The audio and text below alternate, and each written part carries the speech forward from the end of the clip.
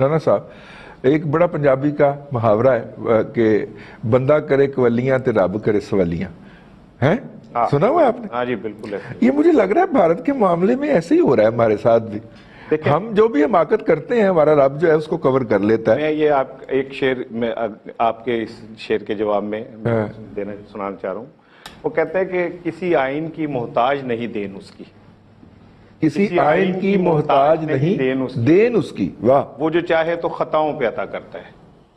تو اس کی واہ واہ واہ واہ واہ واہ واہ اس کی عطا ہے، وہ جو چاہے تو خطاؤں پہ عطا کر. ہاں اس کی اپنی مرضی ہے، اس کو کسی آئین کا پابند نہیں ہے. کہ انڈیا ایک اتنی بڑی منڈی ہے. ایک اور بات اس میں لے لیجئے کہ رائٹ ناؤ جتنا ہمارا ٹوٹل بجٹ ہے نا، ٹوٹل بجٹ کا لے آؤٹ $60 بلین کے قریب، مطلب آپ سمجھ لیں $6,000 کے قریب، روپیز کے قریب 6,000 ارب کے قریب ہمارا ٹوٹل بجٹ کا لے آؤٹ ہے. اور ان کا صرف ڈیفنس کا جو بجٹ ہے بھارت کا وہ 7,000 ارب روپے کے پاس. اچھا، اور اس میں میرا خیال ہے کہ 4,000 ارب تو صرف تنخواہوں میں اور اس میں نکل جاتا ہے جو بھارت کا بجٹ ہے اس کا. تو اب میں نے آپ کے پروگرام میں چونکہ مجھے امید ہے کہ آپ میری اس بات کو پھینکیں گے نہیں، اس پہ غور کریں گے. میں کہہ رہا ہوں آج آپ نے پہلی بات بھی جو کی ہے وہ بھی پھینکنے والی نہیں ہے. تو میں یہ سمجھتا ہوں کہ اب ایک اسلحے کی نئی دوڑ شروع ہوگی خطے میں. بھارت نیا اسلحہ خریدے گا، نئے جہاز خریدے گا، نئے میزائلز خریدے گا. اب نیوی تو انڈیا کی جو ہے وہ ہم سے بہت ہی زیادہ ہے. 2 اس کے پاس طیارہ بردار جہاز ہیں، ٹھیک ہے، ایٹمی آپ دوزیں ہیں اس کی. آپ کیا بیچتے ہیں when it comes to naval war؟ ٹھیک ہے. ابھی جو رانا صاحب بات کر رہے تھے کہ وہ اسلحے کا، اگر آپ تاریخ اٹھا کے دیکھیں تو جو سپر پاورز ہوتی ہیں وہ کہیں نہ کہیں ڈائریکٹلی یا انڈائریکٹلی انوالو رہتی ہیں. سعودی عرب اور قطر کی جب کلیش ہوئی اس میں قطر کو بھی اسلحہ بیچا گیا اور سعودی عرب کو بھی بیچ بہا. ٹھیک ہے جی. پھر اگر آپ ماضی میں دیکھیں جب روس بھی ایک پیرلل سپر پاور تھی تو روس ڈائریکٹلی انڈائریکٹلی دونوں جو امریکہ یہ اسلحہ بیچتے تھے. پھر اسی طریقے سے انڈیا اور پاکستان کا آلریڈی وہ پہلے پاکستان یو ایس کی، ابھی ہمارے پاس آدھی جو فائٹنگ مشینز ہیں وہ یو ایس کی ہیں اور انڈیا کے پاس پہلے یو ایس ایس آر کی ہوتی تھی. ابھی وہ ان کا اسٹریٹجک پارٹنر بن چکا ہے اور یہ بات ٹھیک ہے، ڈیفینیٹلی وہ ڈیل ہوگی، چاہے وہ رافیل کی ڈیل ہو یا اور آگے لیکن امریکن نے تو F-16 کی فیکٹری انڈیا میں لگانے کا اعلان کیا تھا. ایم او یوز وغیرہ ہوئے ہیں، ابھی ماڈیلٹیز وغیرہ وہ میرے خیال میں شاید ابھی آئی ڈونٹ نو اس کی ایگریمنٹس ہوئی.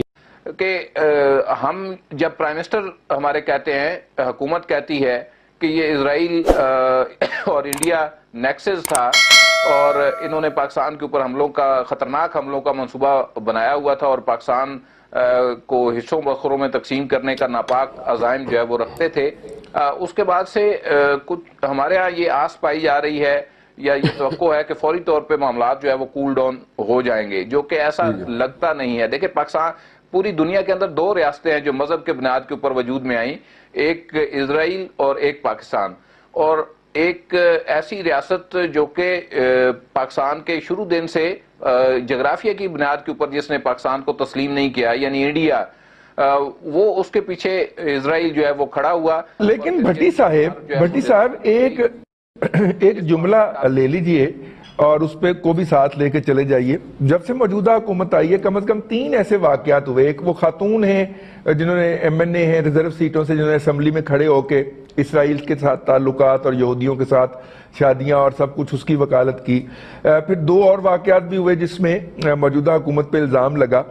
تو اس بیانیے کے بعد تو آپ نہیں سمجھتے کہ وہ سارے الزامات دھل گئے اور وہ اگر کوئی موومنٹ ہو بھی رہی تھی تو اس کو ریورس گیئر لگ گیا؟ دیکھیں یہ تو اب پی ٹی آئی کی وہ مخصوص نشستوں کے اوپر خاتون جو ہے وہ اسما جو ہے وہ منتخب ہوئی ہیں، آسما حدید ان کا نام ہے، جنہوں نے قرارداد پیش کی تھی باقاعدہ اس حوالے سے قومی اسمبلی کے اندر، گو کہ اس قرارداد کو پذیرائی نہیں ملی. اور یہ ان دنوں کی بات ہے جب یہاں پہ شور اٹھا تھا کہ کوئی اسرائیلی جو طیارہ ہے وہ پاکستان آیا ہے، پاکستان کی فضائی حدود میں انٹر ہوا ہے، اس کی تردید ہوئی تھی حکومت کی طرف سے. اس وقت یعنی اس کے چند دن بعد یہ معاملہ اسمبلی کے اندر اٹھا تھا اور اس وقت انہوں نے انڈیویجولی یہ کیا تھا. لیکن اس کے اوپر اب پارٹی کو چاہیے نا، ان کی پی ٹی آئی کو چاہیے کہ وہ ان سے وضاحت طلب کریں، جواب طلب کریں کہ جی آپ تو کہہ رہے تھے کہ یعنی کہ حیران کن طور پہ قرآن کے اور احادیث کے حوالے دے کر یہ ثابت کیا جا رہا تھا کہ یہودی جو ہے وہ مسلمانوں کے قریب آ سکتے ہیں، تو وہ تو تشت ازبام ہو گیا سارا معاملہ کہ کتنے قریب آ سکتے ہیں۔ لیکن اس کے باوجود دیکھیں ہم نے ایک علم بلند کیا ہے امن کا، اور ہم اس کے اوپر کمیٹڈ ہیں، پوری عالمی برادری کو بھی ہم نے باور کرایا ہے۔ اب دیکھتے ہیں دوسری طرف سے جو اگریشن ہے وہ ٹھنڈا ہوتا ہے مودی کا، اور مودی کے جو ڈیزائن ہے وہ کس وقت ناکام ہوتے ہیں، اور اس کے ناپاک عزائم جو ہیں وہ کیسے زمین بوس ہوتے ہیں، یہ دیکھنے والی بات ہے۔ اور اس کے لیے ہمیں بارکیف تیار رہنا چاہیے ہر حوالے سے اس کی کسی بھی مہم جوئی کا جواب دینے کے لیے۔ ٹھیک ہے، دھنیہ واد ویڈیو دیکھنے کے لیے۔ اگر یہ ویڈیو پسند آیا ہو تو کرپیا لائک اتھوا سبسکرائب کریں۔ دھنیہ واد۔